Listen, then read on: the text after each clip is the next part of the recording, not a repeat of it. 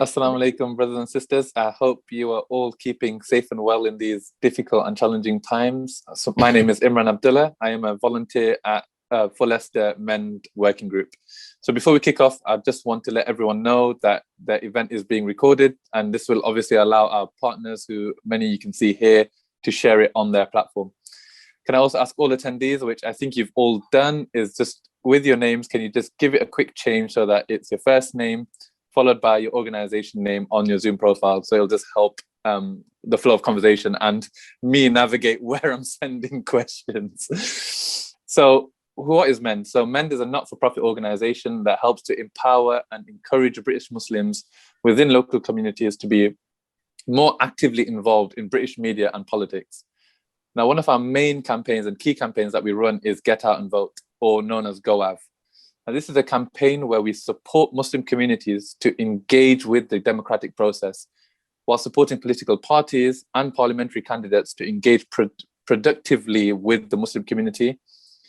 Now, one thing is really important to state is that MEND remains non-partisan. We're not aligned with any political party. We do not advise communities on who to vote for. All we do is advise communities on the importance of voting and help them understand the policy positions and of the spectrum of political parties. So why is this important? Why is GoAV as a campaign really important? Now, it supports an otherwise marginalized community to interact with the political process. A recent study showed that over 40% of Muslims feel no party represents them well enough to support or prefer. Now, this shows that political parties still have a long, long way to go to fully engage with the Muslim communities, and us at MEND try to help break those barriers down. Now, GoAV gives political parties and candidates the ability to meaningfully engage with these communities in order to understand the issues that Muslims face and impact those that they are seeking to represent. So that little spiel and introduction leads us very nicely to our event today. So with the upcoming Police and Crime Commissioner elections, which are on the 6th of May, we approached the Conservatives, Labour and Liberal Democrats to take part in a Hustings event. Now, we have the pleasure of hosting two of the three key candidates, Ross Wilmot from the Labour Party and James Moore from the Liberal Democrats. Now, this session will give the community an opportunity to ask questions to our Leicestershire candidates. Each candidate will have 3 minutes to respond. So you're going to find me really rude and cutting you off as we go along, but I'll explain the rules a bit later as we go. Now, throughout the event, can I just ask everyone who's not interacting directly, just remain on mute. You can use the chat function if during the event you have a question or an idea or a comment. Just use the chat function, throw it in there, and it will be passed forward to me, and I will read it as we go through the event. So, time for me to be quiet, give the floor to our candidates to introduce themselves. So Ross, if you'd like to go first, again, short and sweet if possible, so we can get into the meat of the questions. Will do. Thank you. Assalamu alaikum. And it's really good to be here, especially in the second day of Ramadan as well, and to see so many people. And hopefully, that will be listening also when you broadcast this. Again, it's great to be engaging with MEND. I've known MEND and worked with MEND for a long time now, and I think the work you do is tremendous in terms of trying to get across that important engagement that you're all about in terms of people understanding the Muslim community, because there is so much misunderstanding, in my view, of what Islam is, what Muslims stand for, and the work that you do. And I've been very privileged over the years to be deeply involved as a city councillor, as leader of the city council, and as a county councillor, involved in helping set up the first Islamic centre in Loughborough many years ago with councillors in Loughborough when I was on the county council. But many years working here in Leicester with the Muslim community, and I'm still got a lot to learn, and I'm very interested this evening in hearing what people have to say. But I have been a councillor, I've championed community cohesion in the city, have a significant record of standing up against racism and against Islamophobia, and that includes demonstrating on the streets of Leicester and being arrested for so doing. I may be the only Police and Crime Commissioner candidate to be arrested for demonstrating against racism in our city, and I'm very proud of that in some ways. So that's part of showing you how strong my views are. As Police and Crime Commissioner, and I'll try and keep this brief, I've got 4 main pledges. The first is to put more community policemen and officers, police officers, I should say, men and women in our communities. I think it's all about trust and understanding, and you can't do that unless you have people engaging with communities on the ground. We've seen some good work in St Matthews over the years, but we've really only got 1 officer there, and that's too few to work with the community. So. And we've seen huge Tory cuts, 550 police officers taken out of Leicester and Leicestershire in the last 10 years. And I'm pledged to put those back and have real community policing that engages with our communities and understands our communities. And that's really important. Secondly, I want to invest more money in crime prevention. Prevention is better than cure. If we can work with people, young people, reoffenders and so on, and prevent them getting into crime in the first place, then that saves somebody, it saves a victim, it saves money, and it's virtuous all round. So prevention is absolutely key, and that involves working again and understanding the communities in our city. I'm absolutely committed as a third pledge to listen and work with communities. So I see these events, I would want them to be ongoing. If I was Police and Crime Commissioner, I'd be looking to hold events like this with yourselves and other communities on a regular basis, so I can hear with you, and hopefully we'll be able to do this face to face before long, which will be even better. Visiting mosques, visiting communities, and where people live as well. Looking forward to that. I think fourthly, is my priority is about tackling domestic violence and protecting women and girls in particular. There's exploitation going on, and it's a serious issue. I think that we need to focus on that as well. So I think it's all about listening to communities, having more people and more officers on the ground, and it's about fighting the cuts as well that have been there in police services over the years. So I'm standing on that platform really of cutting crime, not services, is my slogan, and working with communities. And I stand on my record of 40 years as a councillor in the city and county to continue to do that. And I pledge this evening to continue to work with MEND and many other organisations, and to learn from you and to hear from you. I do believe that the lived experience of people like yourselves is really, really important. I don't have all the answers, and just because you get elected on May the 6th and on May the 7th you don't become an expert. You still have to listen to people and work with people, and I think together we can change, and there needs to be change in the police. There's still, in my view, racism institutional in all organisations, and we need to tackle that. So they're my promises to you. So I'm trying to hope I haven't gone on too long, Imran. No, Ross. I think you've touched on some really, really interesting points that a lot of the community, well, I've seen a couple of the questions that are coming your way, and I think you'll see that they align a lot to your policy discussions there, community representation, policing numbers, etc., and how you work with organizations like ourselves and other organizations. So I think it's a really, really good introduction to what is going to be forthcoming, hopefully. James, floor to you. Thanks very much. Thanks for everyone joining us this evening. I should say Ramadan Mubarak, I suppose, shouldn't I? I guess this meeting is going to end about 3 minutes past 8, isn't it? The latest, I guess. Looking forward to that. So I won't go on too long. First of all, just a bit about myself, really. I mean, I've been born and brought up in this area for all my life. I've lived most of my life in Leicestershire and Rutland. I work in Leicester. I work at the University of Leicester. In terms of my own political background, I've been a district councillor in Hinckley and Bosworth. They were Democrat-controlled, of course, Hinckley and Bosworth for a number of years, and I left in 2011, partly because I wasn't very happy about the direction my party was going in at that time in terms of some of the cuts that were being introduced, and I've got to be completely honest about that. But I'm very interested in the importance of interfaith relations. Some of you may know that not work I've done in Hinckley and Bosworth, but in terms of interfaith relations, a lot of the work I've done in practical terms has actually been in Egypt. I lived and worked in Egypt for a number of years. I was a university senior lecturer in Egypt. I worked at the new British University in Egypt, which was established really as a model for trying to promote understanding between different religious groups. Some of you might know the background of Egypt. It's obviously a majority Muslim country, but there is an important and significant Christian minority. And ethnic and religious problems have been a major feature of Egypt's life in recent years. So, we were involved in very much practical ways of bringing people together, bringing communities together through education, through understanding common histories, and trying to understand also common religious perspectives as well. We, in many ways, we have far more that unites us than actually divides us. That's very much our philosophy at that university.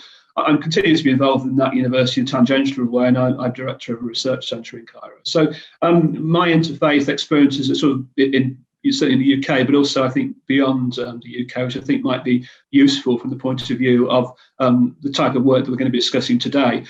We talk about the Muslim community, but of course there are in some ways many Muslim communities in Leicester. It's a very complex and diverse community. My partner's been involved in teaching, for instance, Syrian refugees English, people who have come from in most appalling difficult circumstances as refugees from the Syrian war with very little language skills, very little support to really get back and involved in the workforce or to establish themselves in this country. Those sort of people have very different sorts of challenges that they face, really, I would argue, than same more established communities in Leicester. So I think we obviously talk about the Muslim community as a community, but there's also a complexity there that we shouldn't lose when we think about the different problems that the community faces.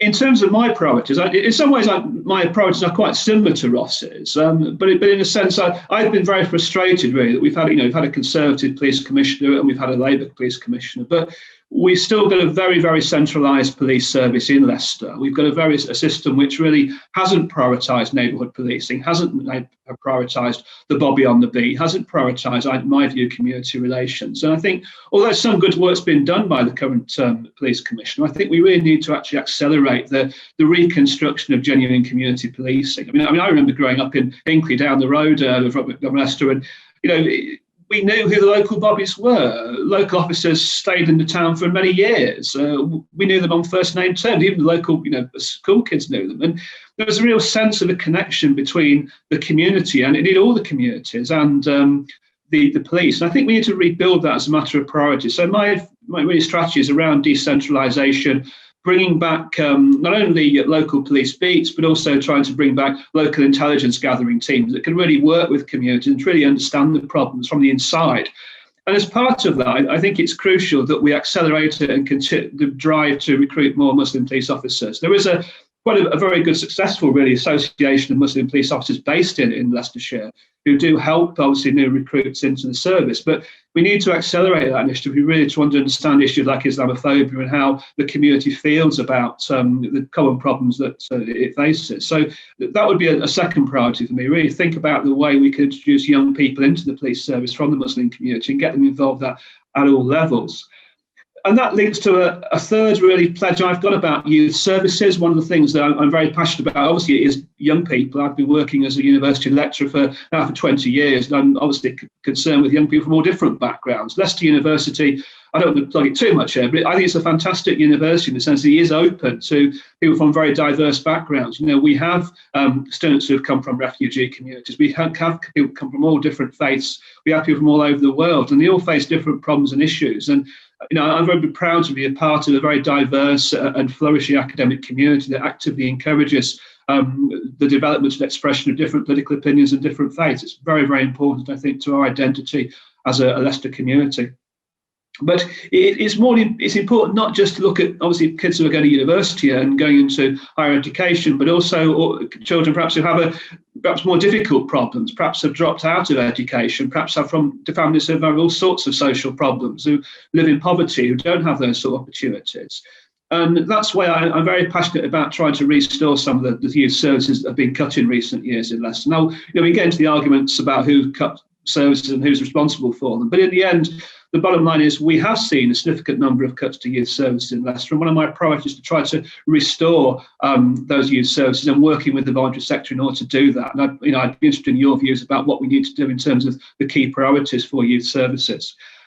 I also think there's a fundamental issue about victim support. We're going to be talking probably quite a lot, sadly, about Islamophobia and hate crime in tonight. Well, I think one of the crucial things we need to think about is how we deal with not just obviously prosecuting hate crime, trying to prevent hate crime. That's important, but how do we deal with victims? We know that hate crime can have a very negative impact on people's lives. It can make them fear going out their house. It can make them fear taking up jobs or education opportunities. It can make them feel demeaned. How can we actually try to improve victim support services? They're not only can people report hate crime, but also can actually be supported when they are victims of hate crime in an effective way. And again, that can only really be done with obviously people like you, people who know the community very well, so maybe experience hate crime in some cases and know what needs to be done to support the victims. And I know MEND does some work on this already through some of its own initiatives on the reporting of hate crime, and they've got a good website. So I applaud the work you're doing, but I think we need to think more forensically and carefully about victim support and how we actually try to respond to people who are victims of some of the appalling Islamophobia, which sadly we do see, even in Leicester, which is in many ways, I still think quite a pluralistic liberal society. So they're my kind of key priorities. There'll be other things we'll talk about tonight. We'll be talking, of course, about the issues about police cuts. We'll be talking about how we actually recruit more police, how we get the money for more police. And hopefully, I think we'll also be looking at the way we can cut some of the costs as well. I mean, a lot of people don't like the police commissioner system. It was imposed upon us, of course, a few years ago. Liberal Democrats generally thought it was a very costly system and very expensive, and money was being, frankly, spent on politicians and political advisors that could be spent actually on policing. But we do have police commissioners, so we've got to try and make them work. But if I was the police commissioner, I'd be looking to try to cut some of the bureaucracy, some of the actual advisors, and trying to put some of that money back into frontline services, particularly youth services, which I'm very passionate about. No, thanks for that, James. I think, again, a really, really good introduction that helps set the platform for the conversation. The things around Muslim recruitment, and obviously us as at MEND, we have the Islamophobia Response Union, IOU, which touches on some of the points you're putting around the victims of Islamophobia itself. So plenty to delve into. I think let's get stuck in straight away. So the way we're going to, the rest of the event is going to kind of play out, hopefully, is I will open the floor for the community to ask questions. So I'll kind of dictate at the beginning, and then we'll open the floor later on. Each candidate will have 3 minutes each to respond. I'm going to be really a bit of a stickler for time to make sure that each have an equal opportunity and we kind of drive through responses. And then I'll give a bit of back and forth with the community, depending on what your responses are, just to help open up a bit of a debate on certain questions. And then we'll just take it from there, hopefully. So I'll go with the first question. So I've got Sister Fario from Women for Change. Yes. Hi, everyone. Thank you, MEND, for organizing this, and thank you for the candidates for being here. Yes, it's before I just go into my question quickly, I've got two important questions. I just want to say about I'm someone who has spent so many years in helping the community. Somebody who is obviously the Women for Change has been established in 2019. Ever since then, we've been working closely with the OPCC. We've been working with VRN. I'm on the police advisory group. I'm on the community gold. I'm on the community leadership training program, which is one of also neighborhood active program, which is a project that OPCC. So as a lot of program that OPCC have done, I'm right there, basically. I'm in the middle of it. So this is important to me. So thank you for inviting me and being here.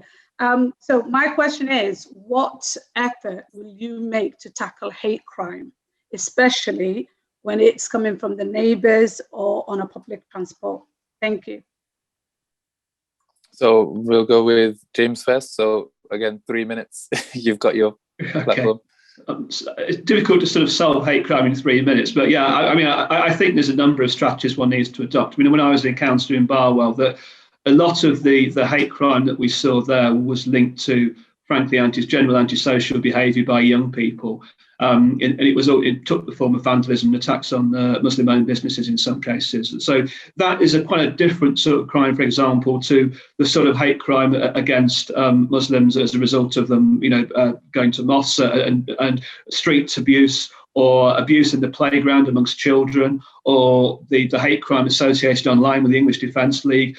I think one of the great difficulties is the complexity of hate crime. Now, I'm going to say something a bit controversial here, perhaps, that I'm not always sure that hate crime is a useful term. I think there's so many different forms of racism and so many forms of different hate crime. Some of it aims specifically against people's race and because they look different, and some more specifically because of their association with religion, such as Islam. So my view, frankly, to cut a very long story short, is that we need to take a more scientific view of understanding hate crime, the complexity of hate crime. So we need a better reporting system. I understand, for instance, there is a new reporting system. I was in contact actually with the Chief Constable a couple of days ago about this. There is going to be a new reporting system introduced in the next few months for reporting hate crime nationally, which will be integrated into the Leicestershire Police's own website. So there's new forms of reporting. That's a very important step forward, I think. I think first of all, we need to know the extent and the complexity of hate crime before we can really tackle it effectively. But I think there are some also straightforward things that we can do. I think it's extremely important at schools from the very start that hatred is not accepted, and that certain words and certain phrases and certain prejudices are simply should not be expressed in school. And I think certainly my experience is that some of these things still do go on.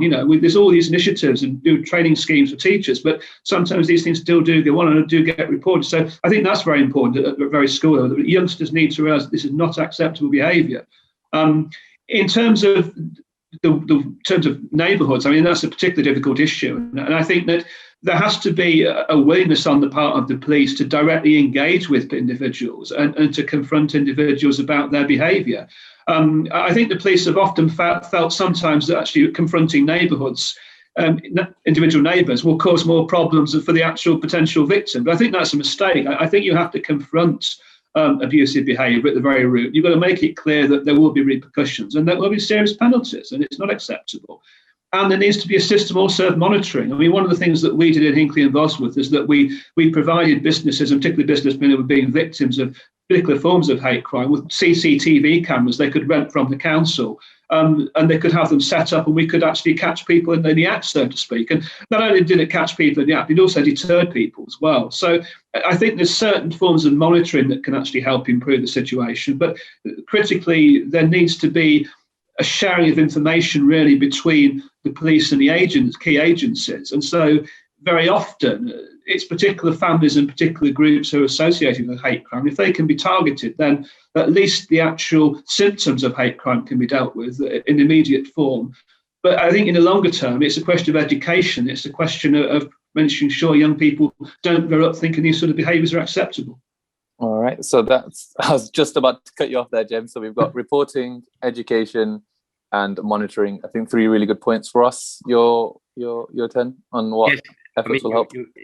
You might find this evening that James and I will agree on a lot of things. It's a pity that Rupert Matthews isn't here, really, because you might get then a different perspective. And I think it's a great pity that Rupert hasn't engaged with any of these sessions. And I think first of all, I would say that hate crime exists. I'm very clear about that. There's discrimination, there's Islamophobia, there's racism in our city, in our county.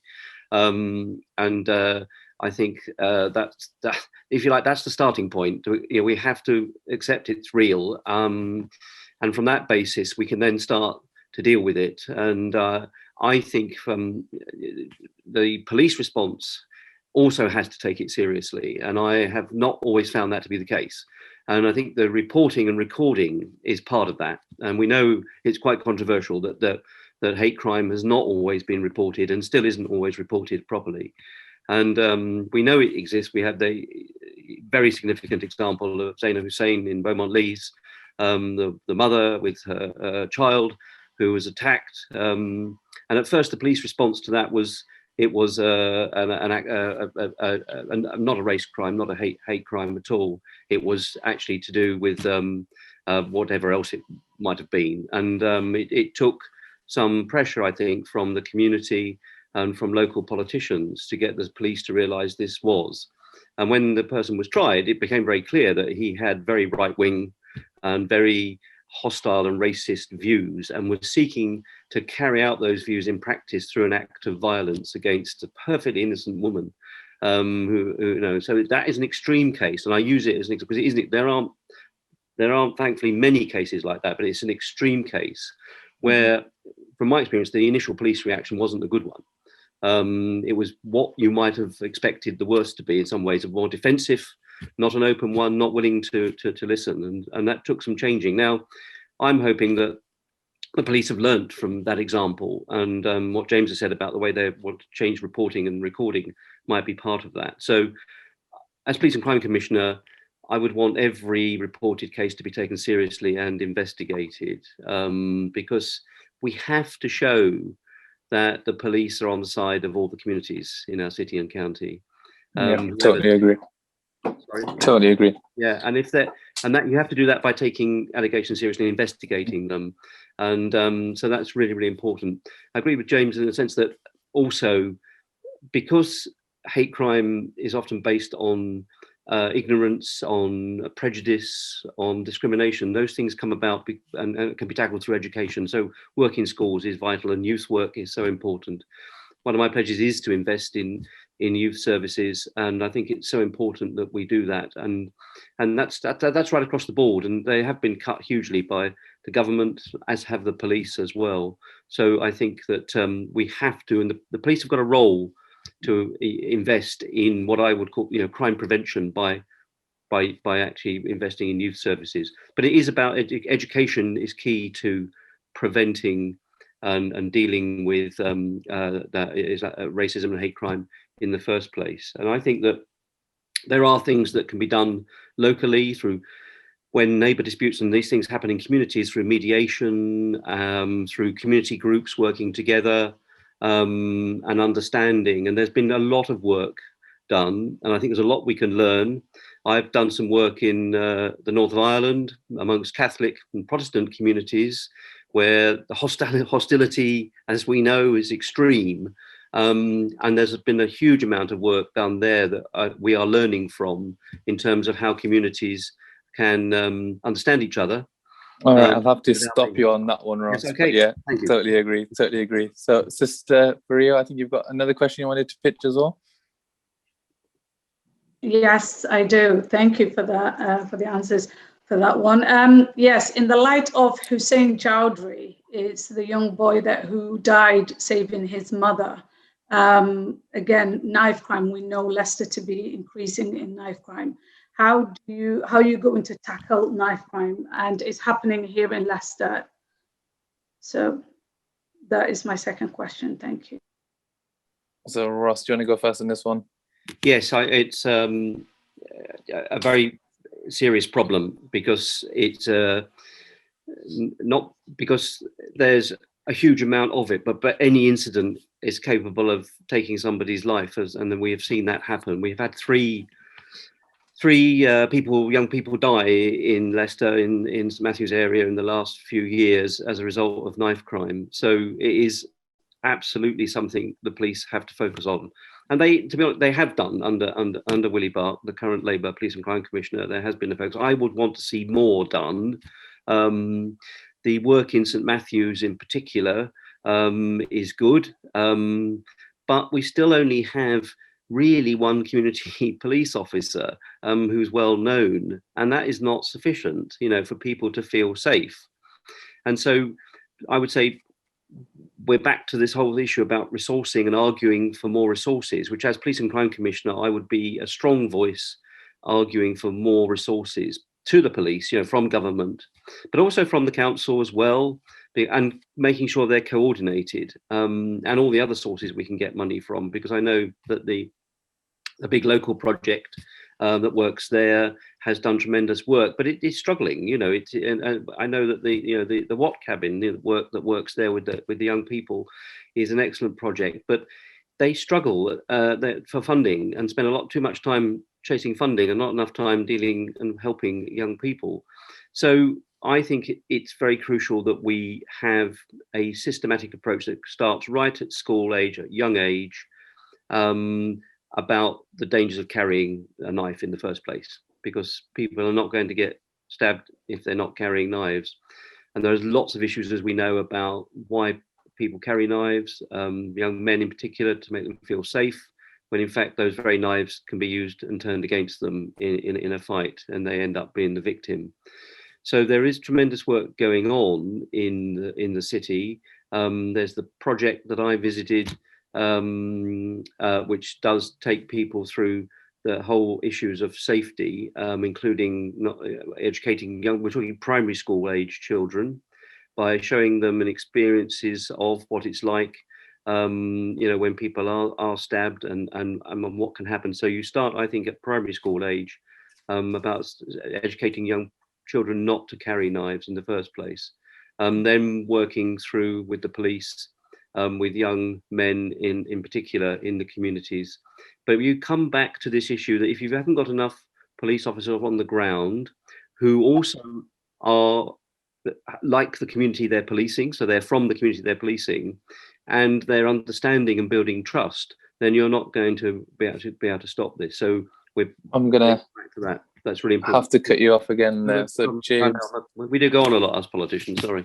No. Yeah. So just to summarize, I think it's policing on the ground and education are the two key points that came out of that one, Ross. So pass it on to James.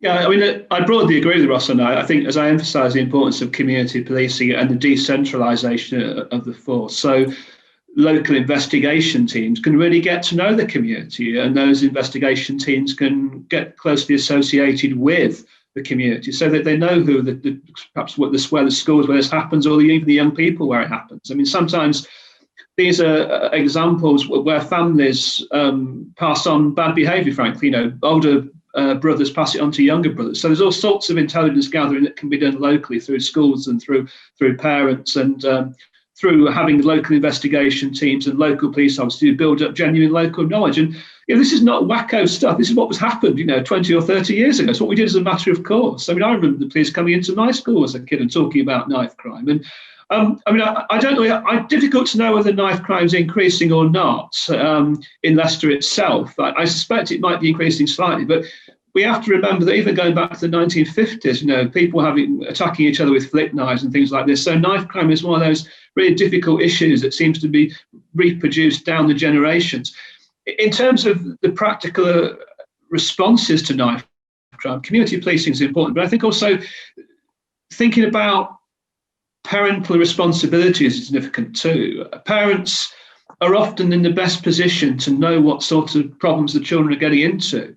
Are they seeing, children using knives around the home, waving knives, showing off with knives? I mean, I was in a situation at another university a few years ago where I had to ask an individual who was waving a knife around to try to impress his friends to hand it over and to talk to him about why simply unacceptable behaviour. So there is a sense in which I think among some young people, knives are about power, about status, and they don't realise how dangerous and threatening they can be, but also they don't realise that actually carrying a knife makes you more likely to be a victim of knife crime.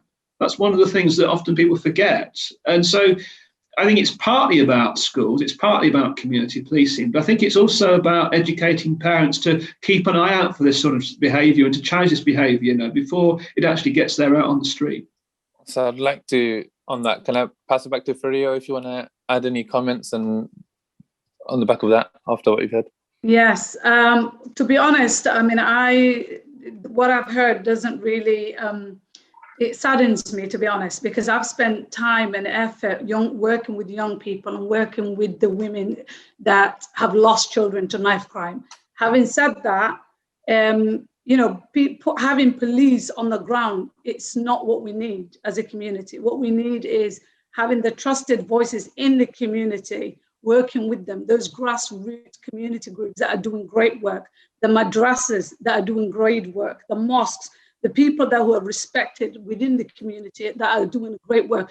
You need to be able to work with them and liaise with them. Having also with the young people, I think as we need to understand and really talk more about knife crime. Why do people carry knives? I mean, just the last week, 2 mothers called me crying their eyes out, wanting help about their young children who were just on a broad daylight in Birmingham Leeds, their jackets being taken off. I mean, this is where we're at today, in the UK. It's sad. And I said, why don't we report it? Because I work closely with the inspectors, Rob Rendell, Inspector Mystery, Cam Mystery, and I said, let's report it. And they said, well, the kids are afraid because those who were, on a broad daylight, and I'm talking about white male, men were taking their jackets off in a broad daylight. Now, CCTV cameras should have caught that. And the letters I've written, the emails I've still got them. And it said, we couldn't see it, we couldn't make out. It's a broad daylight, it's after school, they were walking home. This is how unsafe Leicester is. So more policing, it's not going to do it. What we need is the trusted voices in the community to be working with, because after all, and the parents always say in the consultations, they say, we don't know anything about it because there is a rule, oh, you don't know what your child has done. The police are not telling us. So how are we going to come together and work together? After all, we all want that. We have a common goal and we want the best for the children and we want to be safe. I think that leads nicely to Khalid. So I'm going to open the floor to you, Khalid, and let you introduce yourself and ask your question. We're touching on many of the aspects.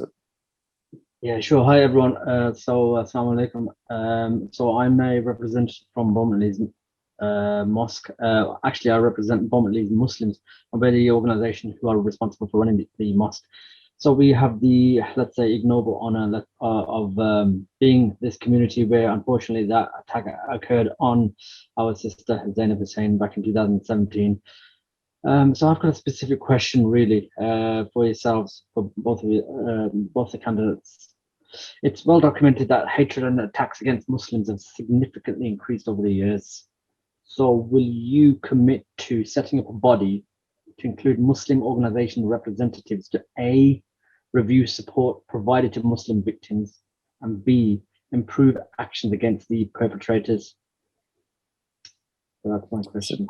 So James, I'll go with you first. Again, 3 minutes. Yeah, I mean, we've said we would do that. We've got national policies on this as well. The importance of setting up networks of bodies that can not only better understand what's actually happening, but also support the victims of hate crime. That's absolutely crucial. I mean, obviously, there are specialist police officers within Leicestershire Police who do deal with hate crime and are trained specially around this. But I think that's probably not enough. I think we do need to have a more specialist body that is actually involves members of the community. Because I suggested in my opening comments that the problem is there are so many different forms of hate crime. It's not just a question of, the English Defence League or skinheads attacking Muslims. There's all sorts of different forms of hate crime that we need to actually address, and all sorts of forms of prejudice against Muslims that we need to think about. So the critical thing is, how do you organise that? But I'm amazed that we haven't got that already really in place, and why there isn't a national strategy, a national network of these types of organisations. Now, there have been, of course, ad hoc initiatives in different parts of the country, but I think given the seriousness of this and given the growth of Islamophobia and hate crimes in recent years, it should be frankly a national priority, because it's essential for community integration. Well, I have to be honest with you, that although I've read an awful lot about this, although I've discussed it with members of the Muslim community and members of the police, I think that we don't know enough about the extent and the complexity of hate crime. So I think it's not only a question of just actually bringing in community representatives who can give their opinions. That's very important. But I think there needs to be a more scientific approach. I mean, we've had a good criminology department at Leicester University. There are many universities who specialise in these sort of questions that need to get the funds to really try to understand this more effectively. And that means collecting the data and collecting the experiences of people across the country to better understand the different patterns of hate crime and how not only can we respond to it and deal with the victims, but also prevent it wherever possible. Ross, I'll pass it on to you then. Yes, I disagree with James a bit there. I think we do know about the extent, and we do know the nature of hate crime, and I know particularly Khalid, the issues around developing the mosque in Beaumont Leys, and I even know that some of my people that were erstwhile colleagues of mine were not very positive, shall we say, in their attitude. And I think that is an issue in political parties. It's certainly an issue in the Conservative Party, but also an issue in the Labour Party. We had an investigation into the attitude of Labour politicians towards the Muslim community, and there's been recommendations of what the things that need to change. Unfortunately, it's got lost because there's been all this furor about anti-Semitism, but at the same time, there was also discussions about how political parties need to be responding. Now, the Conservatives buried, they had an investigation and they buried the results of it. We've never seen the results of their investigation. Boris Johnson promised he would publish it, but he didn't. So I think that I'm going back to directly to the question. There isn't, in my view, enough support for victims of any kind of crime at the moment. I was a victim of a crime in my house. I was attacked by somebody, and it was an interesting experience afterwards, because the service seems to be run largely by volunteers, and so they're doing their best, but it's very limited. And I think that was my experience. I don't see why it's any different, particularly when there are issues of hate crime involved. And clearly the effect on somebody's mental health of that situation, and any kind of attack, verbal, physical, in terms of hate or discrimination or prejudice, is going to have an impact on people's ability to do everyday things and their mental health. So I think we need to do a lot more in terms of that. And I think, again, I'd go back to what Faria said, that although I've talked about we need more police, I did emphasize the need for trust. And I think that has to come from the police listening and working with people. So I certainly think that there should be user-led organizations. So in the sense that if you're going to have an organization that deals with victims, then we want to see the Muslim community and Muslim faces around that table. If they're not there, then it's not right. It has to be the case. And I would make sure it was the case. And in terms of dealing with perpetrators, then I think, yes, I still don't believe the police take it seriously enough. And I said that point earlier. And I think there's a role for Police and Crime Commissioner to be intolerant of any kind of racism, and hold the Chief Constable to account for that. And we've moved a long way in my lifetime, but it's not far enough yet. So Khalid, I'm gonna throw it back to Khalid and ask if he wants to add any other further comments on the back of that. Those responses. So yeah, so just to be honest, just to add on to Shaukat's point on the chat, really, to be honest, so just to add to James's points there. So men do have this research team, and really, to be honest, they're the only ones like, for example, when we found ourselves in that situation back in 2017, they were the ones who we sought out to sort of support us and support Sister Zainab in this issue. So really, I would encourage the politicians to sort of work with the organizations like MEND to get that information, because they're doing all the hard work on the ground, really. I think so, yeah. Let's move it on to a question from MEND. So Irfan, if you want to throw a question across. Yeah, thank you, Imran. Good evening, Ross. Good evening, James. So I'm a volunteer with MEND, and my question is around stop and search. I think you all know that stop and search has had a problematic past, where it's been targeted disproportionately against people of colour. And I think the issue at hand is to make sure, and so the question really is, how would you make sure that we could ensure transparency and fairness and public access to the data that's collected in stop and searches in Leicester? Ross, do you want to take that one? Sure. I think it's a real issue. It's been an issue throughout my lifetime and involvement as a local councillor. I am, on the whole, opposed to stop and search as a way of policing. It's not an intelligence-led approach. It's a random approach. And as a consequence, it shows the prejudice that exists in the police force. If you are black, you are 9 times more likely to be stopped than if you're white. I mean, that's a fact. That's from the Chief Inspector of Constabulary. This is not a left-wing think tank that's come up with this. This is actually from Her Majesty's Chief Inspector of Constabulary. Now, in 2021, if we still live in a society where if you're black or BME, you're going to 9 times more likely to be stopped by the police, then we have got a major problem still. And I would want to tackle that head on. We have got to do much more work with the police about this. I would want to see the end of random stop and search, to be honest. I don't think it's constructive. I think it puts pressure on communities. It's discriminatory, and it destroys the trust that I think is needed between communities and the police. And I said this when I was selected to be the candidate, and I have some criticism for it, but it's been used as in many ways to, I think, politicize the way that the police operate on the ground, and used as a method of intimidation. I would be so strong as to say that.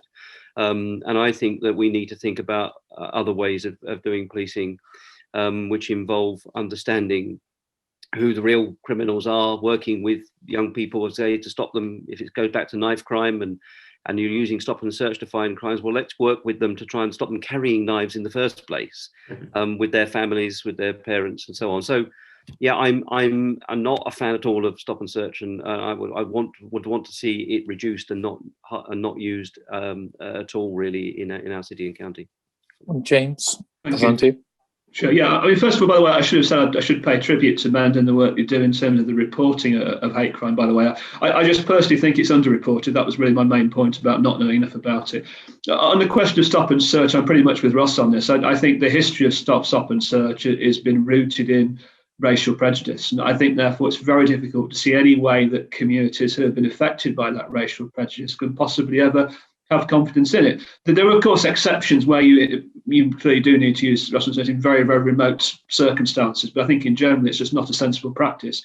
We have to go to a much more intelligence-led approach to particularly things like knife crime, for example. You can't do it through stop and search. The history of stop and search is far too negative. I think in terms of the broader strategy about how you influence the police and how you influence the behaviour, well, of course, this is a bit of a grey area because, of course, police commissioners are not meant to interfere into operational matters, but they can set strategic direction. And I will be interpreting that rule very liberally if I actually get to become chief police commissioner. I will make my views very clear, and I will also be looking at the College of Policing guidelines. Some of you might know that the College of Policing guidelines really determine the nature and practices of police in Britain, and the guidelines all officers and particularly senior officers are meant to follow. And I think there are ways we can actually lobby to influence the way that practices like stop and search are operated.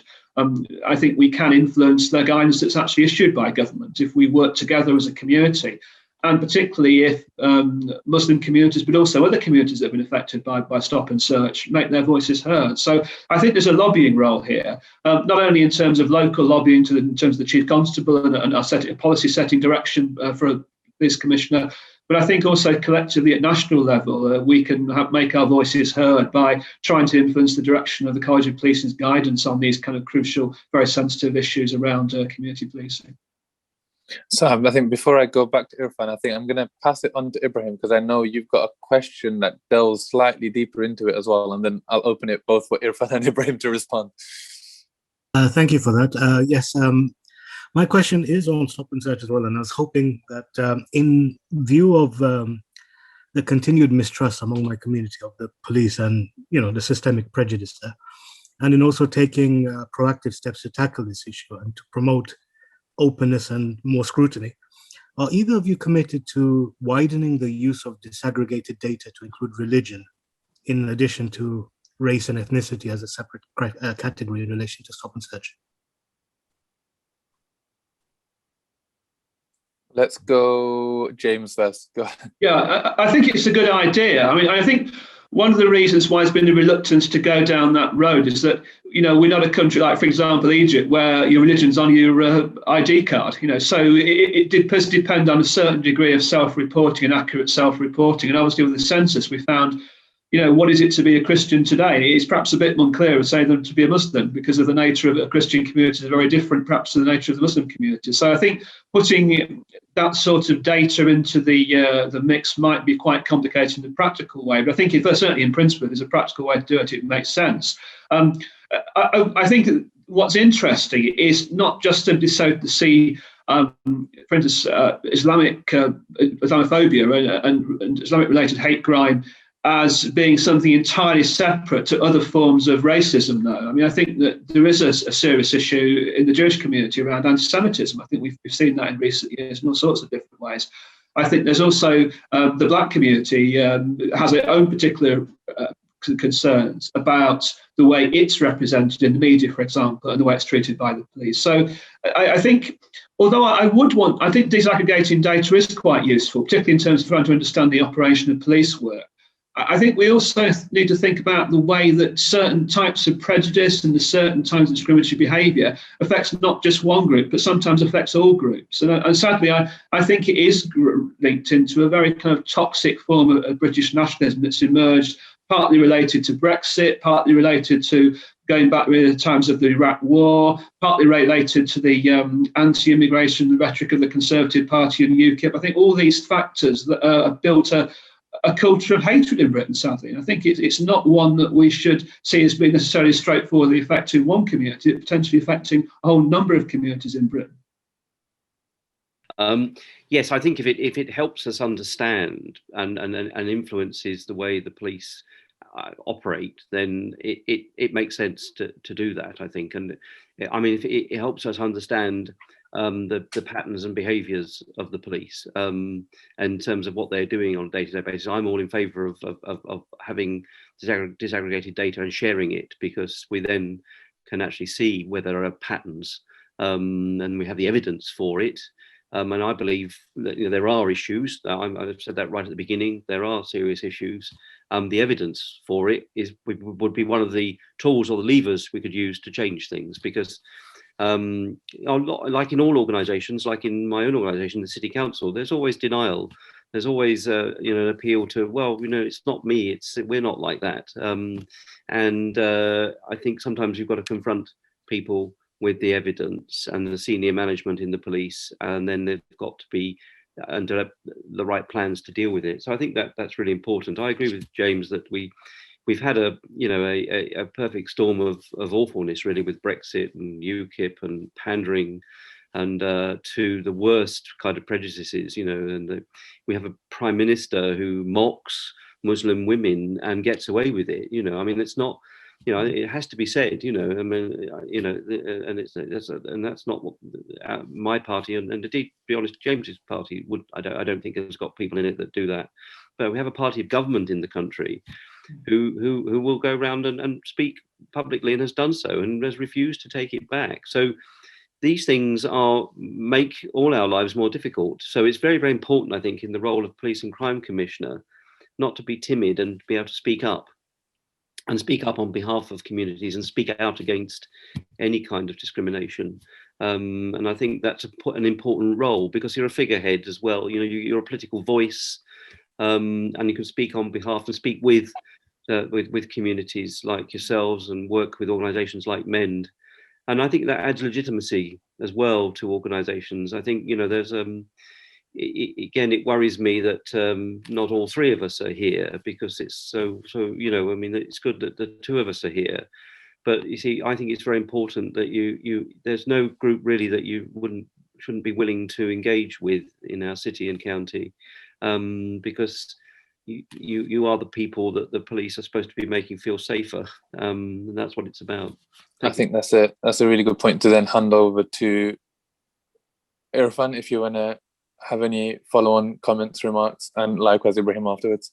No, what I'll just say is that I'm encouraged by both responses, and the acknowledgement that it has had a negative impact in the past, and the fact that you mentioned an intelligence-based approach is much better, which we agree with. I mean, we recognise more than anyone else the need for policing and the need to stop the knife crime, etc. But stop and search is a blunt instrument for change at best, and so we appreciate. I think we all appreciate the feedback that both of you have given on that. Ibrahim, any follow-on comments?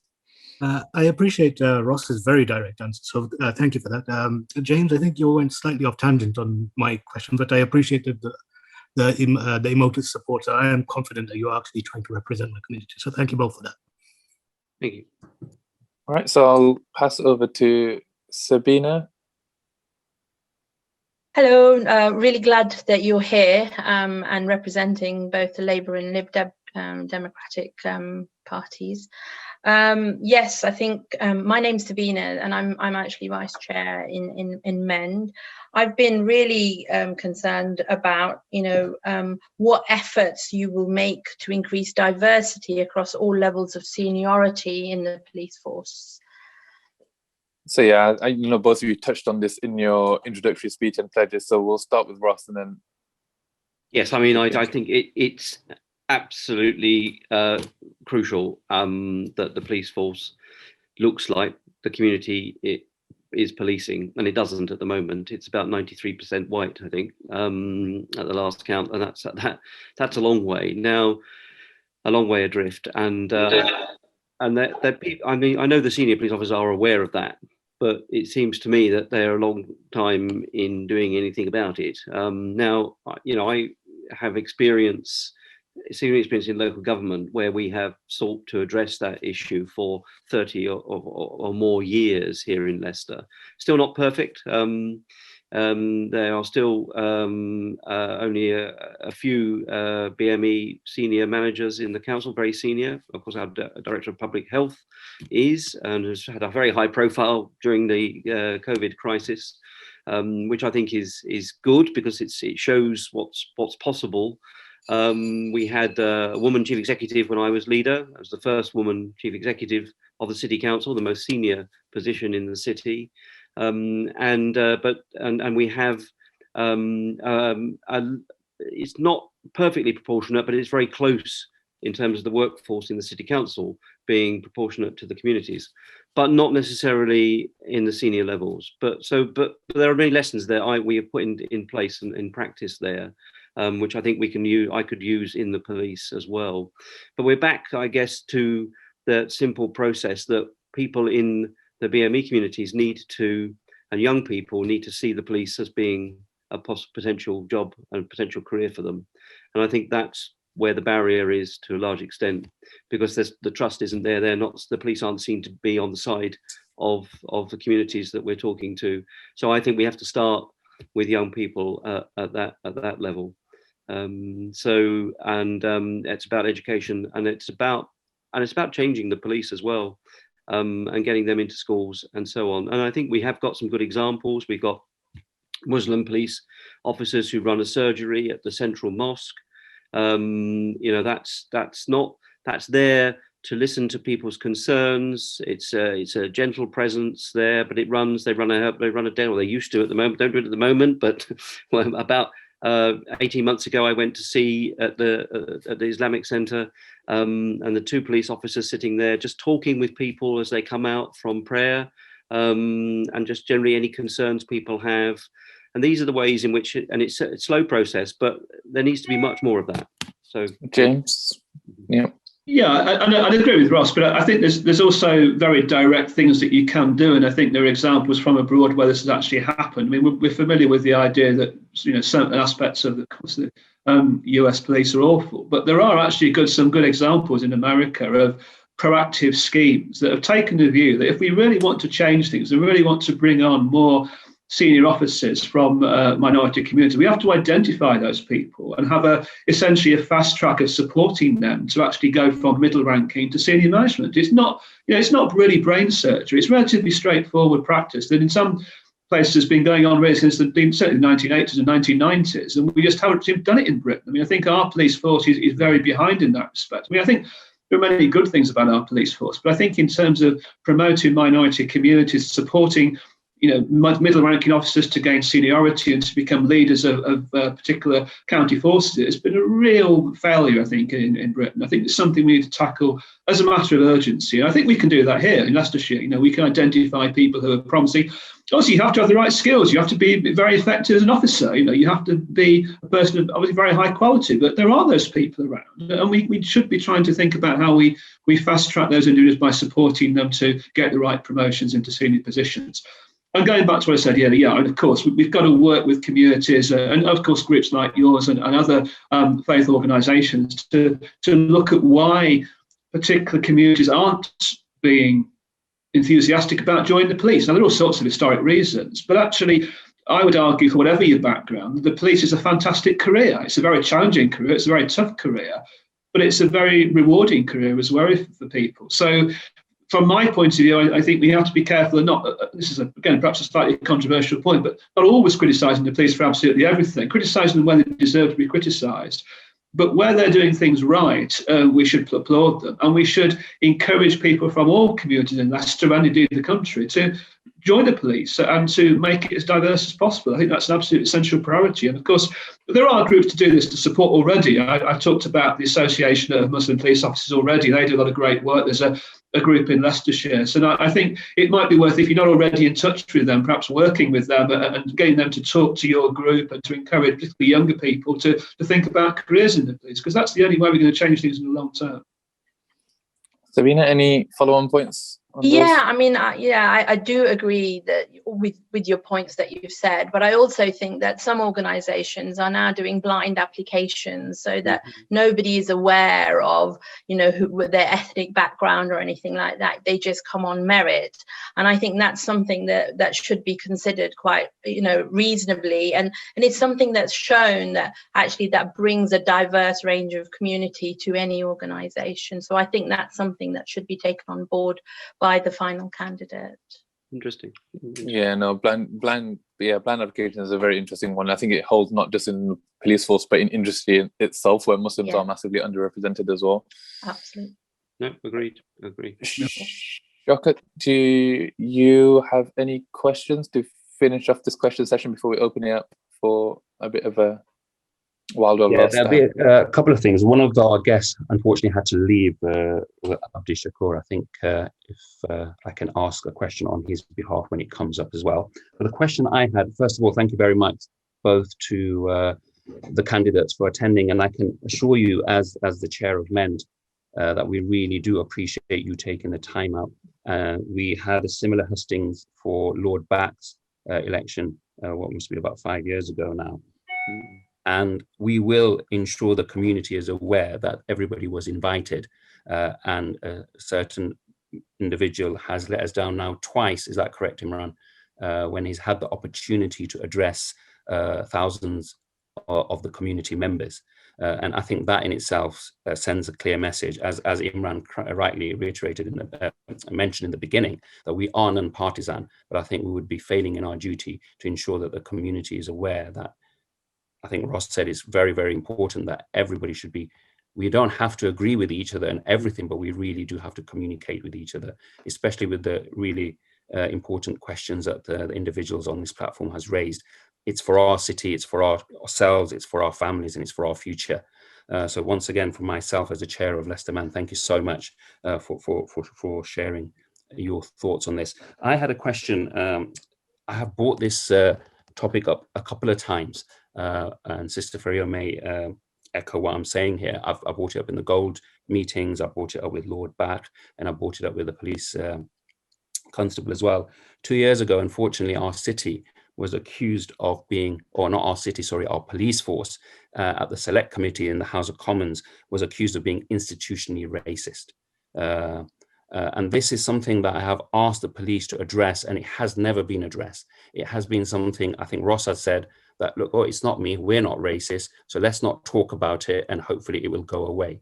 This is not acceptable when the leading Black police officer in this country, and I'm not saying he was right, but he has addressed this, he has asked this question, and we have to address it. And by ignoring it is not an answer. So the question I'm getting to on the back of that would one of you as a police crime commissioner investigate this issue that our police force in Leicester is institutionally racist? I completely agree with James. We have to complement the police force when it requires complementing, but we have to surely put it under scrutiny and criticize it, not just for the sake of criticism, but for the betterment for the police force, so therefore be able to serve us first. So that'll be my first question. Will they be investigating if the Leicester City Police Force is indeed institutionally racist? And in order to tackle some of the things, again, what James said is very, very important. We have to understand why hate crime exists. And one of the things that a lot of research has put into is unbiased training.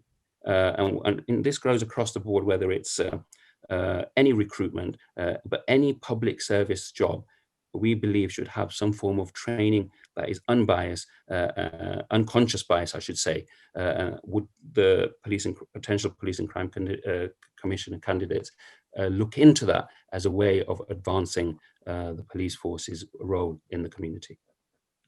James, I'll let you have a stab at that one first. Yeah, I mean, the simple answer is yes and yes. I think if the only way we're going to build confidence is if we're actually open. And I think we do have the tools, even at my own university, to investigate these issues around institutional racism. You know, we have people who work on these issues from an academic and scholarly point of view, who are independent, are impartial. There are many people, again, in the scholarly and academic community who could contribute to that and would be interested in doing that, in fact. So I think that should be a priority, and I'm happy to commit to that as a matter of course. I think on the kind of broader issue of practices and recruitment, I mean, again, this is not something that we should worry about. Leicester University already does this. You know, if I have to go through a mandatory training to be involved in recruitment, I have to be assessed for unconscious bias. I have to go on a training program. This is just all normal practice in many, not only universities, but many large businesses, large corporations now. So it's really important that all public sector bodies, including, of course, the police and any related agencies, are required to go through these similar activities. So yeah, the answer is simply yes and yes. Ross? Yeah, thank you for the question. I think it's obvious that the police must be institutionally racist when 93% of them are white. You know, it's that you know. So, and I think you know, you just have to look at the figures and you think, well, how can you argue otherwise? Now, and actually that to me is not the argument, if you like. The argument then is, well, what do we do about that? We go back to all the things we've been discussing earlier. So, you know, I would want to say, as we did when Stephen Lawrence report was published and I was leader of the city council, we had a question: what do we do about that? When all institutions were considering whether they were institutionally racist, I declared that the city council was institutionally racist. It was an institution, and it was not perfect. And I think, you know, you can't really say otherwise, because I don't know any institution that is perfect. So the first thing to do is not to be defensive about it, is to say, yes, there are problems, there are issues. So what are we going to do about it? And I think that would be my approach. I would want, as Police and Crime Commissioner, to say, yes, we as an institution, there has been historic racism quite clearly, because just look at how we are. And not to get into an argument about that, really. I take that as a given. And then get into a discussion with everybody involved, and bring in people like yourself as peers and as people who can speak from their lived experience, and then develop the action plans to deal with it. And it's not that sounds a bit easy to do, but it isn't. It's a big issue. And in terms of unconscious bias training, I'm a great fan of unconscious bias training as a means to deal with that. I do it myself. I run training sessions for labour groups. So I did one at Bradford Labour Group about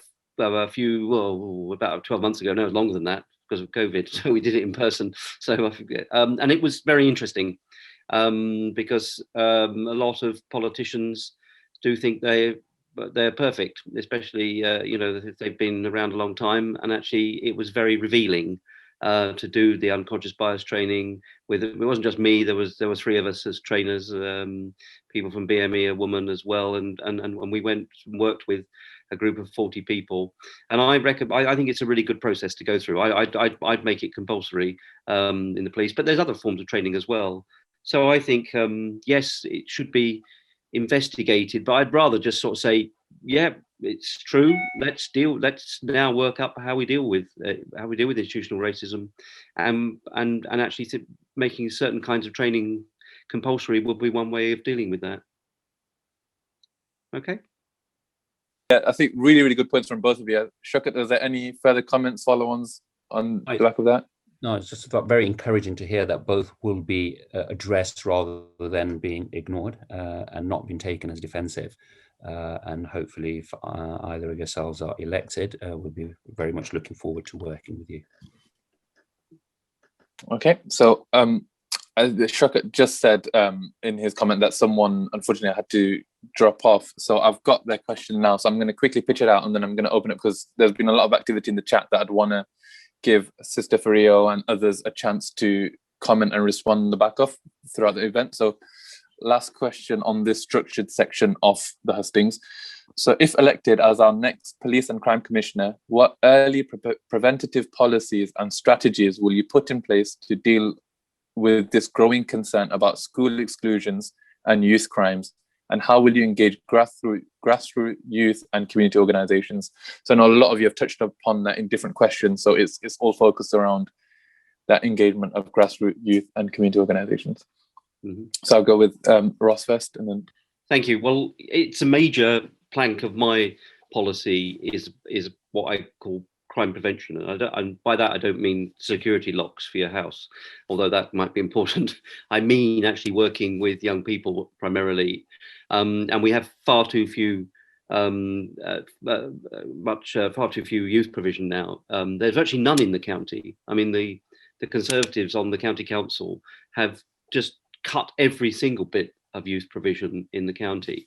And we've had cuts in the city, which I have opposed as a backbencher, and too many cuts in the city as well, forced on us by government. So there is I think there's a key role, and I know Willie Bark, as Labour Police and Crime Commissioner, has already put investment into youth work in communities. I want to double that. I want to spend at least £1 million a year. And I pledged to do that here, and I've said it elsewhere at other hustings, to double the budget that's being spent on young people. We have to be serious about that.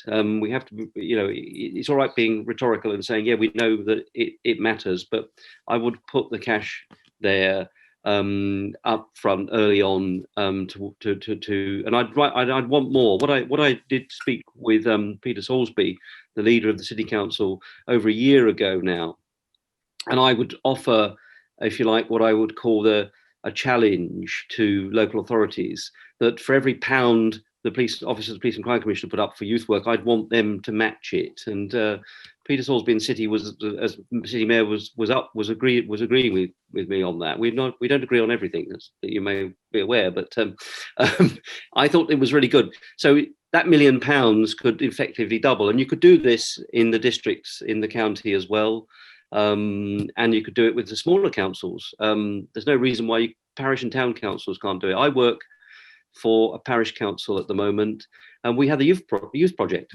We pay £25,000 a year for a detached youth worker, because the county council have cut all the youth services. The council is paying for that detached youth work, which is working and helping young people, particularly coming out of lockdown and when they're meeting groups and antisocial behaviour and getting drawn into crime. It is making a difference. So my pledge is definitely that's where I see the focus of prevention, is catching the young people and helping them before they get drawn into crime. And we have to remember also there is organised crime gangs out there who prey on young people as well.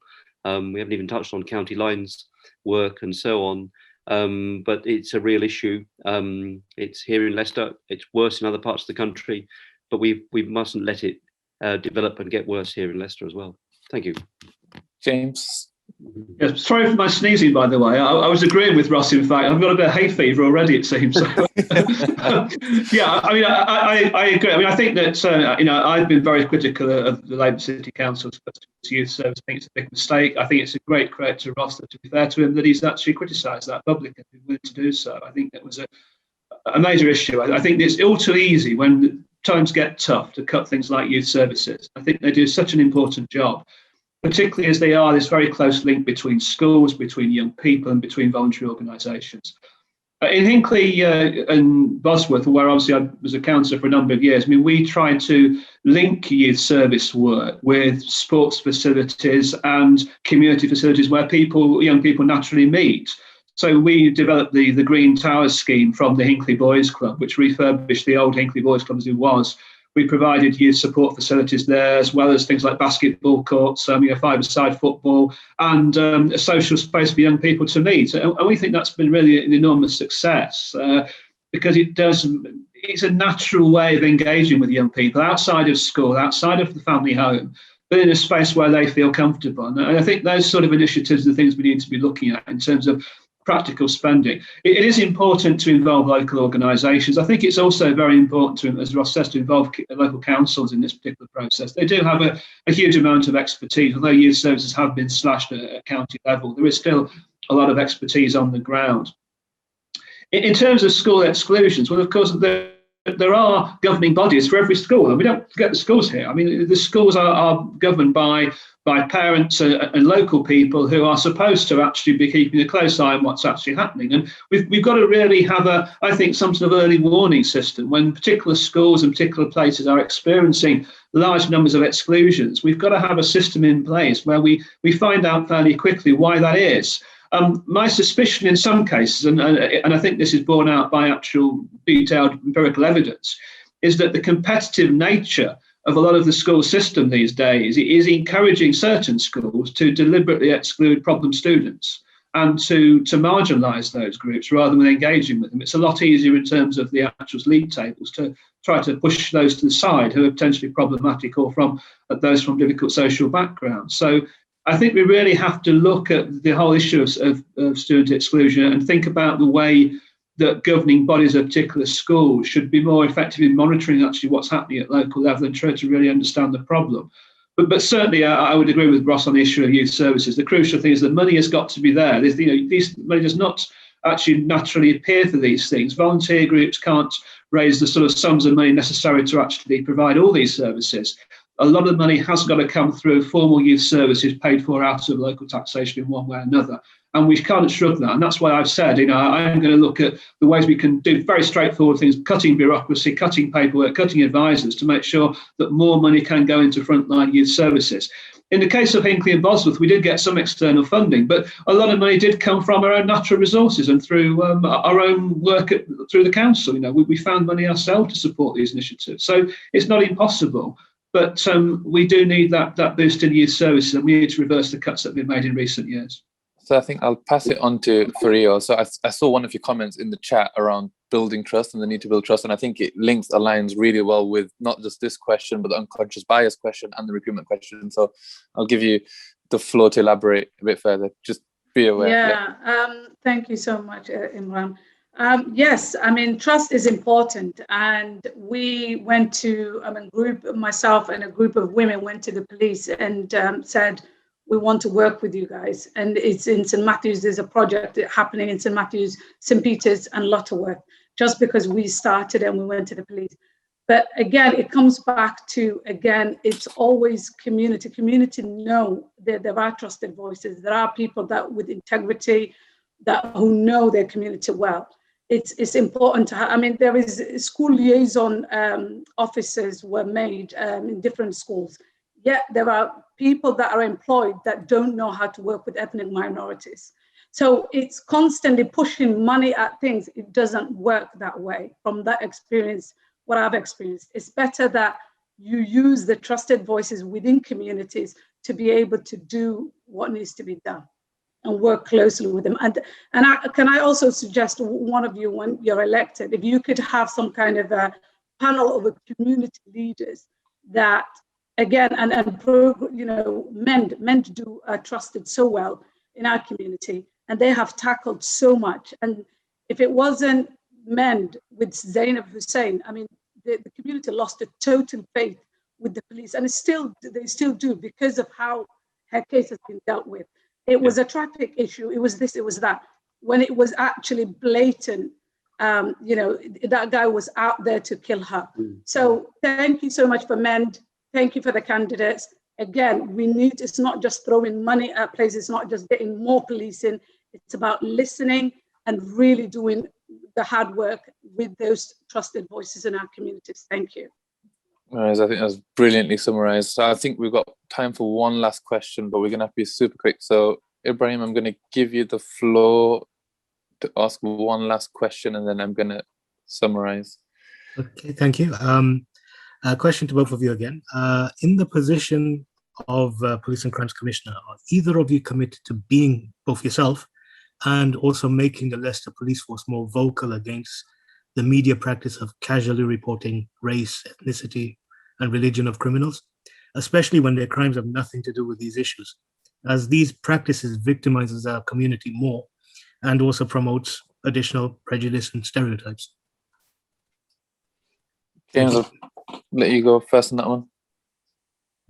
Sorry. Oh, James.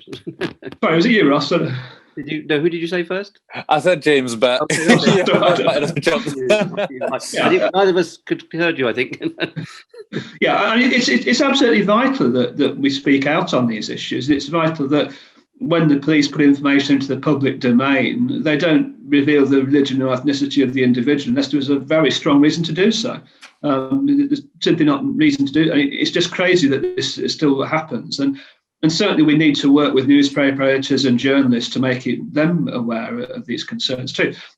There is a broader issue, though, I think, in terms of the British press, in that a very large amount of the tabloid press in particular simply on a daily basis produces, frankly, racist and deeply prejudiced stories about individual communities. And I cannot understand why this is allowed to happen. I'm even in favour of free press. I'm in favour of free speech, but you're not free to be racist. You're not free to be prejudiced. You're not free to spread hatred. So why is it that so many elements of the right-wing press are simply allowed to do this? It seems to me they think they're outside the laws against racial hatred. And there are so many examples. I mean, we even, at university level, we even ask students to pick out examples from the press in terms of their source analysis work that we do. So it's there. Everyone knows about it. Why is it tolerated so much? Why isn't it challenged? And I think we've got to ask not only fundamental questions about the police and about the local press, but also about the national press, and think about pressing our national parties to really be much tougher on prejudicial and racist reporting. Ross, want to build on that? Absolutely. I think I've spent all my political life challenging these really false stereotypes because they are powerful. They are repeated and repeated again in the media. And when you go around as a politician like I do, talking to people, knocking on doors, people get hold of those prejudices because they read the Daily Mail, they read the Sun, and they're there, and they listen to our Prime Minister. I go back to what he said, that the leader of this country, mocks Muslim women for the way they dress, and that is absolutely scandalous. It's horrendous that can happen in 21st century Britain. A supposedly civilized world, and all that feeds the prejudice that leads to discrimination and fear in communities. And I think it's absolutely horrendous. I agree with what James has said, and we need. And I think the thing is that you are, as Police and Crime Commissioner, a politician at a very senior level. You are actually have a mandate from nearly 1 million people, in terms of the whole voting population. And I think that's where you speak with a powerful voice on these issues. It's not all about, I think, getting more police and dealing with the nitty-gritty. It's also about being a voice on a platform to say, no, these stereotypes are not acceptable. They lead to prejudice, they lead to hate, they lead to misunderstanding, and they result in discrimination against people. So I think it's absolutely crucial that the Police and Crime Commissioner is absolutely unequivocally opposed to anything like that at all. I always have been throughout my life. And we see the same in the way women are reported as well. Often a woman the first thing that you'll read in the newspaper is what she was wearing, which is not about taking her point of view seriously, and the same. And then, we have those stereotypes that were put out there. When 9/11 happened in the city, I was leader of the city council at the time. And there was a lot of fear in our schools amongst children and so on, and people, because there was this very anti-Muslim feeling that was being generated by the right-wing press. So I think we can do things more. What I did was very publicly gather together a group of Muslim people, leaders, imams, and teachers, and we all met in the town hall square. And we had a conversation, and we had this photographed, and we invited the television, and we said, no, this is how the community is in Leicester. There is not, these are Muslim people who are my friends and my colleagues. And so it wasn't just saying it, we were showing it by getting people together. And I think there are things, I don't know where that idea came from in my head, but it came. And I think there are things that we say, but then there are things we can do and show, which I think are really important. And I think we should do more of that. And I think it's us to join together, all of us who are like-minded. And I think that goes with James here. We'll stand shoulder to shoulder against this kind of prejudice and stereotype. Sorry. Yeah, I think that's a really good speech. Yes, and became very impassioned. Yeah, but Ibrahim, I'll give you a minute or so just to add any further comments if you want, based on what you've heard. Not really, but I'd like to ask if either of you are willing to arrest Rupert Murdoch. He's on my list.